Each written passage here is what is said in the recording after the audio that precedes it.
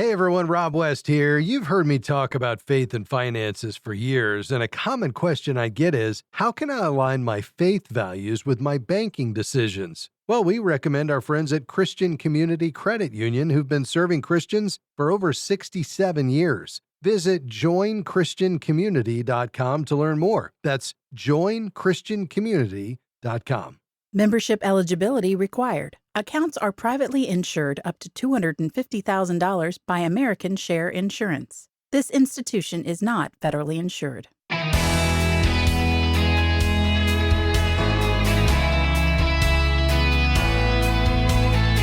There's a saying, any port in a storm. Does that apply to your savings? Hi, I'm Rob West. The economic waters seem choppy these days, so where's a safe harbor for your savings that still gives you a return? Caid helps you plot a course for your money today, and then it's on to your calls at 800-525-7000. That's 800-525-7000. This is Faith and Finance, biblical wisdom for your financial journey. Well, it's always great to have our friend Caid on the program. Aaron is the Chief Marketing Officer at Christian Community Credit Union, an underwriter of this program. Aaron, great to have you back with us. Thank you, Rob. It's great to be with you again. Aaron, we're going to talk about savings accounts, money market accounts, CDs, and even savings bonds today. We get a ton of questions about these savings options. They all have their advantages and disadvantages, of course. Most of them would work for keeping your emergency fund, but let's work through them one by one. So we'll begin with savings accounts. Aaron, what are the pros and cons here? Well, savings accounts are safe, they're insured, and highly liquid. And often people will open them in tandem with a checking account. And it's a really good option for new savers and low dollar savers. But rates can vary up and down with market conditions. In general, they tend to have lower interest rates than other products. However, CCCU offers a high yield savings account that bucks that trend. Yeah, and I know a lot of our listeners have been really excited to take advantage of that. All right, let's move to the next type of savings account, and that is a money market account. What do we need to know here? Yeah, money market accounts are a type of deposit account offered by many banks and credit unions. They are also safe and insured and liquid. They typically offer higher interest rates than savings accounts, and they tend to pay you a higher rate the more money you put into them. Just like a savings account, rates can go up and down with market conditions, and these tend to be a good option for larger dollar savers. Now, let me just draw one distinction here. Aaron is talking about money market accounts, which do carry that insurance. Money market mutual funds do not, and so important to know that. All right, Aaron, let's get into another savings option. This has been really popular with the higher interest rate, and that is CDs. Tell us about them. Well, CDs are also safe and insured, and they typically lock in an interest rate over a specific time period. That can be as short as a few months or as long as a few years. However, they're less liquid. If you withdraw your money before the end of the term, you'll incur penalties. Banks and credit unions offer these vehicles to build deposits that they can then lend out to members. They can typically offer higher rates because they're able to match the loan terms with the CD term. Yeah, and these have been really popular with our listeners as well at Christian Community Credit Union. I know your Welcome CD has been something that a lot of folks are interested in. Let's talk about the last savings option, though, Aaron, and that is U.S. savings bonds. Tell us about them. Yeah, U.S. savings bonds are safe, and they're backed by the U.S. government. In many cases, your earnings are exempt from state and local income taxes. Some bonds adjust with inflation, providing a good hedge. But these maturities are much longer, typically 20 to 30 years, and they're less liquid. You have to hold your money at least 12 months, and if you redeem before the maturity, you'll incur a penalty. Yeah. Now, of course, the main question our listeners have today is, what is the right savings vehicle for me right now? How would you help them answer that? Well, I say that depends on three factors. One is your savings time horizon. Second, your liquidity needs. And third, your risk tolerance. You know, investing in the stock market can generate higher returns, but also at a greater downside risk. Yeah. Savings vehicles can provide a more stable and predictable return. And typically rates are higher on those vehicles that have a fixed duration. But when it comes to an emergency fund, money that you need at a moment's notice without warning, a savings account is probably your best bet. Yeah, I would agree. And of course, Christian Community Credit Union has been a great partner for our listeners. Would this be a good place for our listeners to keep their emergency fund? Yeah, absolutely. Your money with Christian Community Credit Union is safe and secure, and it's fully insured up to $250,000 per account. We offer very competitive rates, including high yield savings, money market, and certificate accounts. But you also put your money in the credit union with the peace of mind that knows that you're aligning your faith with your finances and that your deposits help build new churches and support the growth of Christian ministries. Which is a huge benefit and very attractive to our listeners. Aaron, we're going to have to leave it there, but thanks for stopping by. Thank you, Rob. It was good being with you. Folks, if you want to learn more, go to joinchristiancommunity.com. That's Christian Community Credit Union at joinchristiancommunity.com. Back with more after this. Stick around.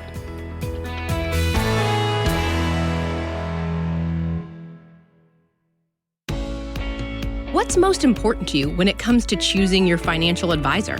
Someone who's aligned with your biblical values? How about someone who will take the time to explain your options? Certified Kingdom Advisors are professionals who meet high standards in competence and integrity and have been trained to offer biblical financial advice. To find a Certified Kingdom Advisor in your area, visit faithfi.com and click Find a CKA. Have you ever wondered where your money goes when you deposit it in a bank? Christian Community Credit Union believes in helping advance God's kingdom through everyday financial transactions. For over 67 years, they have provided values-aligned banking solutions to thousands of Christians and ministries. Consider Christian Community Credit Union as your banking institution by visiting joinchristiancommunity.com. Membership eligibility required. Each account is insured up to $250,000. This institution is not federally insured. So glad to have you with us today on Faith and Finance. I'm Rob West. We're looking forward to taking your calls and questions today. That number to call, 800-525-7000. Again, it's 800-525-7000. We'd love to dive into what's going on in your financial life as you seek to be a wise and faithful steward of what the Lord has entrusted to you, and perhaps lean into those practical decisions and choices you're making today. So with that question, or perhaps your testimony of God's faithfulness that you'd like to share in your financial life, call right now, 800-525-7000. We'll look forward to hearing from you. Let's dive in today. We're going to begin in Des Moines and welcome Lee to the broadcast. Go right ahead. Hi. Well, I've got a couple of IRAs, regular or Roth. My wife has one. I've got a 403B from when I was in the ministry, and I have a 401K that I'm actively contributing to at work. All right. And I'm just about 60. Not sure exactly when I'm going to retire, but probably won't be 67. So I'm thinking about maybe should I start looking for more safer investments, and what kind, and should I start combining things, or how should I go about that? Yeah, it's a great question, Lee, and I appreciate that. You know, a couple of thoughts here. Although it sounds like they're all the tax-deferred type of retirement account, so they have potentially the same tax treatment, regardless of whether it's a 403B, 401K, or IRA. A couple of factors here will determine how much you can consolidate them. Number one, you have to keep them in the name of the person they were created for. So a 403B, a 401K, and an IRA cannot be jointly held. So you have your IRAs, 403Bs, and 401Ks, and your wife would have hers. So any of yours could be combined as long as we're not including a 401K with an existing employer. So once you separate from employment, then your 401K or 403B can be rolled into an IRA, and it can be combined with another IRA, again, in your name only. The same would be true for your wife. Any 401Ks or IRAs or 403Bs can be combined into one for her only, so long as one of those is not within an existing employer, because you'd not be able to roll it out until you separate from employment. So if that's the case, it sounds like at a minimum, we're going to have 3 accounts, because you've got your existing 401k with your current employer, and then you have IRAs and, 401ks and 403bs from former employers that could be combined into one, and then she would have the same thing. Does that make sense? Yeah. Okay. Now, in terms of how to think about your investment allocation, when it comes to the 401ks and 403bs, we're limited to the menu of options inside the plan in terms of the investments that you can choose. And usually there is, some limited menu there where you might be able to select the individual mutual funds, or you can take more of a cookie cutter approach, which is what either is called a life cycle fund or a target date fund, where you select your ideal retirement date. So, you may pick a 2035 target date fund looking out, 11 years from now. And typically I would say maybe consider picking a date several years beyond what you think you'll retire at, because typically those are a little more conservative than I would like for you to be, just given that people are living longer. So in this case, maybe you pick a 2035 fund that's probably going to have, as much as, 60% in bonds. It might be 40% stocks, could be a little bit more in stocks, but probably roughly a 60-40 portfolio, which, in your early 60s is certainly appropriate. You could be a little more aggressive if you wanted to, but that would at least get you in something that as you get closer and closer to that target date, in our example, 2035, it would get more conservative, as you approach that timeline. Now, for any accounts that don't have a menu of choices, meaning they're not limited to the funds inside the plan, like an IRA, well, you basically have unlimited options. And with that comes more flexibility, but it also requires, just a little bit more expertise in selecting those investments, because when you've got, thousands of options, you've got to decide which ones to pick, or you've got to hire somebody to do that for you. Are you interested in hiring an advisor, or are you really hoping to do this yourself? Well, I'm still looking into that. I have somebody I was going to be talking to with principal, and okay. I just wanted an opinion of somebody who has no benefit from me talking to them. Yes, I like that. Well, I think I would get at least 2, maybe 3 opinions before you make that decision. Outside of your existing 401k with your current employer, what do you have in the way of investable assets that needs to be managed? Well, my 403b, I tried to transfer some of that into something earlier, and I can only take out what actually earned interest. They won't let me take out the amount that was contributed until I actually retired. So then I have a Roth and a regular IRA. Both those together is maybe around $70,000. I only have about $170,000 so far saved. And is the 403b with a previous employer or a current employer? Previous. Okay, so you should be able to roll that 403b out to your traditional IRA. Are they telling you that's not possible? Yeah, I did it, and it all didn't go, so I called them and asked them, and they said you can't do the original contribution. So, yeah, that doesn't make sense, because it's still in a pre-tax environment, and if you've separated from employment, you shouldn't have any restrictions on being able to move that out. You're not taking, it's your money. You could take a distribution if you want, even though you'd have to pay tax on it, but you can absolutely roll it out. So I would revisit that and ask for further explanation, because there's no reason why 100% of that account, including the amount you put in as well as the amount that, represents the gain, shouldn't be able to be rolled over to an IRA. Now, with 120,000, give or take, you have plenty of money there for an advisor to step into this. So perhaps you talk to the person at principal. I would say as a second or third alternative, I'd probably connect with a certified Kingdom advisor there in Des Moines. You could do that on our website. Just go to faithfi.com. That's faithfi.com. Just click find a professional, and you can search for CKAs there in Iowa and perhaps schedule some interviews. But I think you're on the right track. I would look to consolidate wherever possible. Simplicity is a good thing. I would hire an advisor to make these selections. If at the end of the day you decided to do it yourself, you could look at some of the faith-based investing mutual fund families. That would be great alternatives. And if you'd like a list of those, you can go to faithandinvesting.com/faithfi and download a free PDF there. But I think you're on the right track with how you're thinking about the investment mix in terms of the allocation, and the idea that you'd combine where possible even though you're still going to have, at least 3 accounts. Hope that helps, Lee. Thanks for your call today. Well, folks, we've got to hit another break here just around the corner. Let me mention, if you would like to find a certified Kingdom advisor, so that's a financial professional who shares your values, you're looking to journey with somebody in the area of financial planning or investment management, estate planning, insurance, or taxes, but you want somebody who shares your values, we would recommend you go to our website at faithfi.com, click Find a Professional.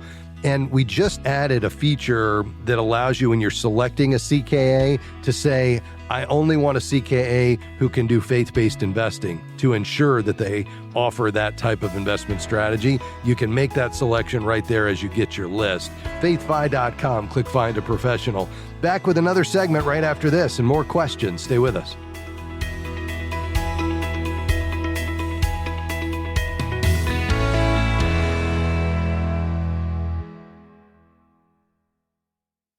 As a faithful listener of the Faith and Finance program, you know that there is life-changing financial wisdom in God's Word to meet all your needs. More than anything, FaithFi is here to help you and millions of others see God as your ultimate treasure.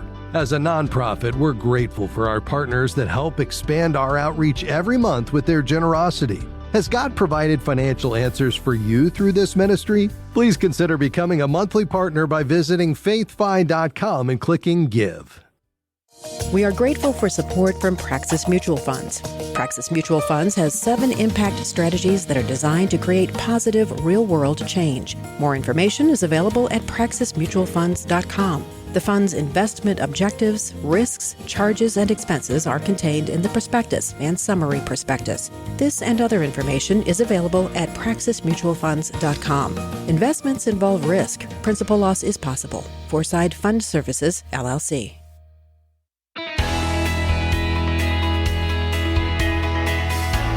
Hey, thanks for joining us today on Faith and Finance. We're taking your calls and questions today, 800-525-7000. That's 800-525-7000. You can call right now. Let's head back to the phones to Plainfield, Illinois. Hi, Marie. Go right ahead. Hello. Thank you for taking my call. Sure. My question is this. Okay, so my husband's company is offering early retirement, and previously he's turned it down, but now he's really considering it, and he's 62 years old. And what our concerns are is if he take the lump sum payout, which would be like over $900,000, or take, I think he said he might get $72,000 a year for the rest of his life, and he's considering taking the early retirement, but with wondering how would that affect us in taxes? Would he get taxed if he take the lump sum? And the implications if he take it monthly over time, and once he decides to take Social Security, but at this point he's not looking at taking Social Security anytime soon because he'd get another job if he decides to take this retirement from the company. Okay. Yeah, and so how much are they offering him in terms of the lump sum amount? Over $900,000, and it previously was higher than that, but I think because of the markets, it's gone down. Okay, very good. And then what was the monthly amount if you were to take that option? I think he said $6,700, but I think it equaled out to around $72 a year. Okay, all right. I'm not positive. Yeah. Sure. And was that for your life or for his life plus yours, or just for his only? It was for his life, but it would only go to me if something happens to him. But if something happens to both of us, then our children would not get anything.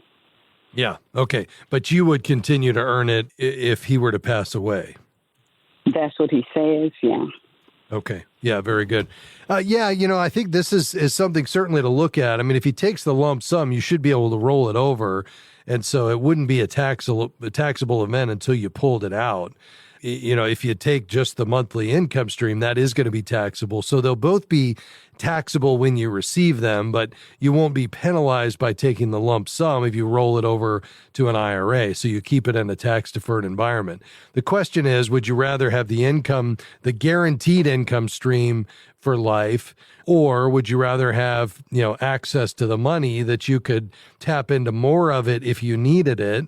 And, or if you have something left over, you could leave it as an inheritance or give away. And that's why I think for a lot of folks, they like the lump sum option, but you need to look at it in light of your overall financial plan. So is this going to be your primary income source alongside Social Security? It will once we start fully working. Okay. Yeah. So when is he planning on separating from employment?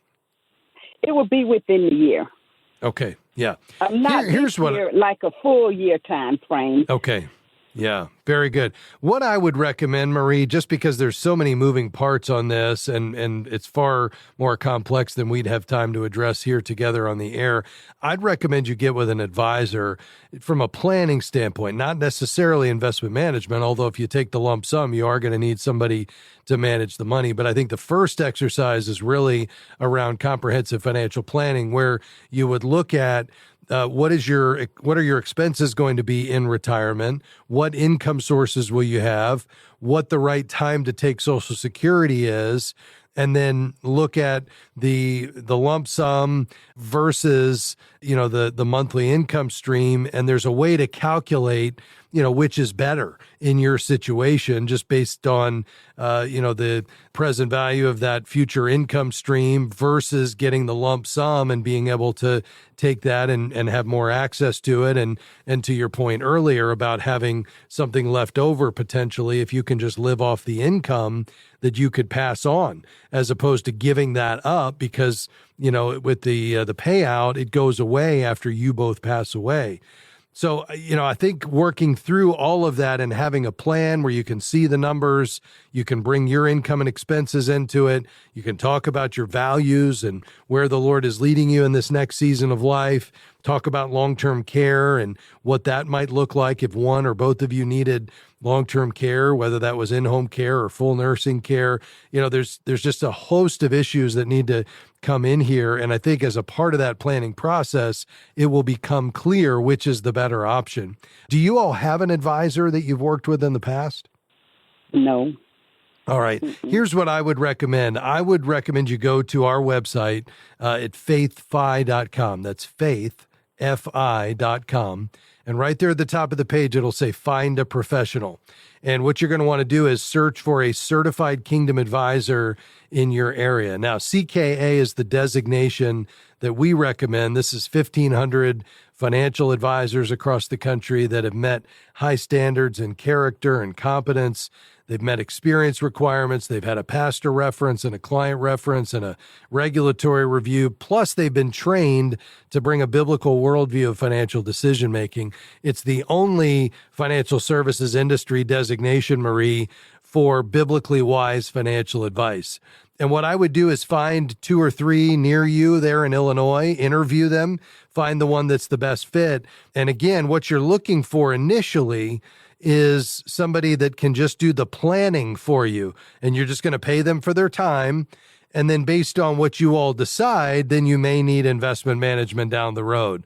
And I think that's going to give you a more definitive answer than I'd be able to give you here today, just because of the complexity of this decision. Again, that website, faithfi.com. Click Find a Professional. God bless you, Marie. Thanks for calling. Let's go to Chattanooga. Hi, Christy. Go right ahead. Yeah, hi. I hope you can clarify something for me.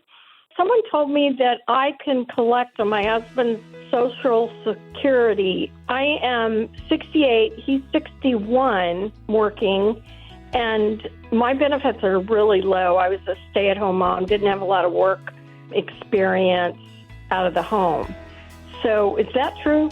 Well, you can get up to 50% of your husband's benefit by claiming spousal benefits, but he must already be taking benefits for you to be eligible. So if you think about this in terms of, one of our go-to guys on this explains it like he's got to walk through the door before you can. And so you're not eligible until he begins taking benefits. So we Does that make both sense? would be getting benefits at the same time? Yes. So he starts taking benefits on his record. And then once he does, that makes you eligible for benefits as a spouse. But the benefits, the max you can get is 50% of his. And that's only if you're full retirement age. If you're under that, then you're going to be reduced below 50%. But yes, you would be collecting your spousal benefit. He would be collecting his full retirement benefit, and you would get both of them. And the amount depends on your age at which you begin taking it. I hope that helps. Thanks, Christy. Big thanks to my team today, Taylor, Devin, and Autumn. May the Lord bless you. Thanks for being along with us today. We'll see you tomorrow. Bye-bye. Faith and Finance is provided by FaithFi and listeners like you.